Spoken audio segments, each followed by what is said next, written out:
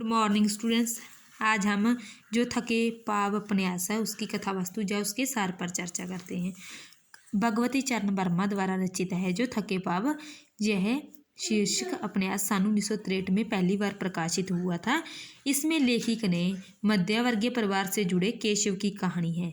इस उपन्यास में केशव को ही नायक माना गया है। उपन्यास के आरंभ में केशव के थके टूटे हतोत्साहित होने से शुरू होता है। जब उपन्यास का आरंभ होता है तब वह केशव के टूटे थके पर हतोत्साहित होने से शुरू होता है। केशव को अब 50 वर्ष का हो गया था। अब केशव की आयु थी वह 50 वर्ष की हो चुकी थी। वह बूढ़ा लगने लगा था। उसका जो चेहरा था झुर्रियों से भरा हुआ था। इसमें केशव की दिशा का वर्णन किया गया है, उसके बुढ़ापे का वर्णन किया गया है। वह अपने अतीत को याद करता हुआ इस उपन्यास का आरंभ होता है। केशव के पिता रामचंद्र किसी प्राइवेट कंपनी में 50,000 रुपये मासिक वेतन वाले क्लर्क थे। यानी कि केशव के पिता थे जो रामचंद्र, वह किसी प्राइवेट कंपनी में क्लर्क थे। उसके 4 बच्चे थे। केशव उनमें से सबसे बड़ा था। पिता ने मैट्रिक पास करते ही उसका विवाह कर दिया। केशव की छोटी आयु में ही विवाह हो चुका था। उसकी पत्नी थी जो उसका नाम माधुरी देवी था। वह भी घर में सभी का कामकाज कुशलता से कामकाज देखती थी, सभी का कार्यभार संभालती थी। केशव ने BA 3rd डिवीजन पास किया तो घर में खुशियाँ मनाएगी। जब केशव ने BA पास की तब घर में खुशियाँ मनाएगी कि परिवार में एक और क्लर्क बनने के लिए सदस्य तैयार हो गया है। केशव का और रामचंद्र दोनों एक ही स्थिति से गुजरते हैं। दोनों का पूरा जीवन गृहस्थी का बोझ लांघते हुए चल जाता है। उसके बाद उसके केशव के भाई रमेश, सुरेश और बहन सुधा, यह 4 बहन भरा थे। उसमें से रमेश, सुरेश और बहन सुधा की पढ़ाई जारी रखने के लिए उसने दर से ठोकरें खानी पड़ी। उसके बाद उसे यह शुभ समाचार मिला कि वह बाप मानने वाला है। इसी प्रकार केशव की बहन थी जो सुधा, उसका 4,000 दहेज की रकम से यह शर्त पर तय किया गया कि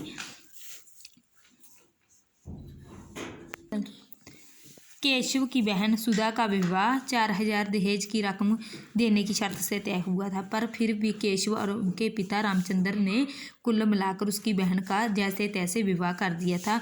उसे विवाह के लिए काफ़ी कर्ज भी उठाना पड़ा था। इसी प्रकार केशव का जीवन चलता रहा। केशव का छोटा भाई रमेश एक छोटा सा अफसर बन गया। वह दिल्ली में रहता था। उसने तो परिवार से नाता ही तोड़ लिया। मोहन, रामचंद्र और केशव अब पूरी गृहस्थी को चलाते थे। छोटा भाई सुरेश क्लर्क बनना नहीं चाहता था। BA के बाद उसने घर छोड़ दिया। यह भी घर से दूर चला गया। माता पिता के बाद गृहस्थी का बोझ अब केशव पर पड़ा गया। उसने 25 रुपये महीने की नौकरी शुरू कर दी। फिर भी मैं हेड क्वार्टर बन गया। लेकिन अब हेड क्वार्टर बनने के साथ साथ उसका परिवार भी बढ़ने लगा था। उसके परिवार में 3 लड़के और 2 लड़कियां थी। उसका जो बड़ा बेटा मोहन था, केशव का बड़ा बेटा मोहन था, उसने भी MA की थी, MA पढ़ रहा था। MA के बाद उसने एक अफसर बनने के लिए परीक्षा पास की। लेकिन परीक्षा तो उन्होंने पास कर दी, लेकिन वह चुना ना जा गया। केशव की तरह मोहन की भी छोटी ही आयु में विवाह हो गया था। अब मोहन भी केशव की तरह ही गृहस्थी के बोझ में दबा सा महसूस करने लगा था। मोहन ने LLB पास करने के बाद वकालत शुरू कर दी, लेकिन वकालत नहीं चली। मजबूर होकर उन्होंने 120 रुपये पर नौकरी करनी शुरू कर दी। ना चाहते हुए क्लर्क बन गया। लेकिन वह क्लर्क बनना नहीं चाहता था, वह क्लर्क बन गया। मोहन से जो छोटा था किशन, उसका नाम किशन सा, उसने पढ़ाई की तरफ कोई ध्यान नहीं दिया। वह गैर जिम्मेदार था। 22 साल का होने वाला था, फिर भी उन्होंने BA नहीं की थी। मोहन से अधिक वह माँ का लाडला था, क्योंकि माँ किशन से सबसे ज़्यादा प्यार करती थी। आखिर एक दिन किशन मोहन की पत्नी और माँ से रुपये लेकर मवी चला गया। उसकी बहन थी जो सुधा, वह भी मोहन के साथ मवी में चली गई। अब केवल मोहन पर ही पूरे परिवार की जिम्मेदारी आ चुकी थी। तभी एक और गाज गिरी। मोहन की नौकरी जाती रही। फिर एक बार वह बेकार हो गया, क्योंकि उसकी नौकरी चली गई और वह बेकार हो गया। फिर भी उन्होंने घर को चलाने के लिए 100 रुपये महीने की नौकरी ली। नौकरी के लिए उसे बहुत दूर पैदल जाना पड़ता था, साइकिल पर फिर भी वह साइकिल पर जाता था। इससे मोहन की जो सेहत थी बहुत ख़राब हो चुकी थी। एक दिन उसे खून की उल्टी आई। डॉक्टर ने बताया कि उसे TB हो गई है। अब किशन पर एक और एक और मुसीबत आ पड़ी थी, उसने मोहन का इलाज करवाना था। मोहन के इलाज के लिए उसकी पत्नी थी, मोहन की पत्नी ने भी ट्यूशन लगाना और कुछ घरों में काम करना शुरू कर दिया। यह कश्यप को अच्छा नहीं लगा था।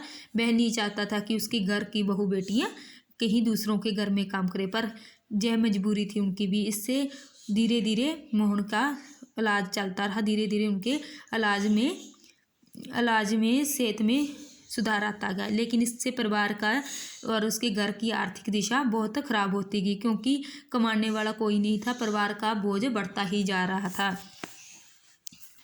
एक दिन और एक घटना घटी। केशव की बहन सुधा, जो केशव की बहन सुधा थी, वह केशव की बेटी माया के लिए एक दहाजू 3 बच्चे वाले डॉक्टर का विवाह का प्रस्ताव लेकर आई। केशव की बहन सुधा केशव की बेटी माया के लिए।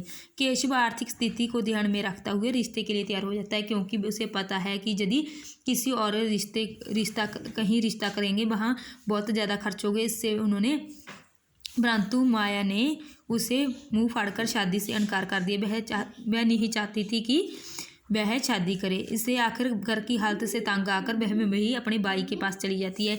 इससे सुधा भी अपने भाई के पास चलेगी, किशन के पास, एक्ट्रेस बनने के लिए।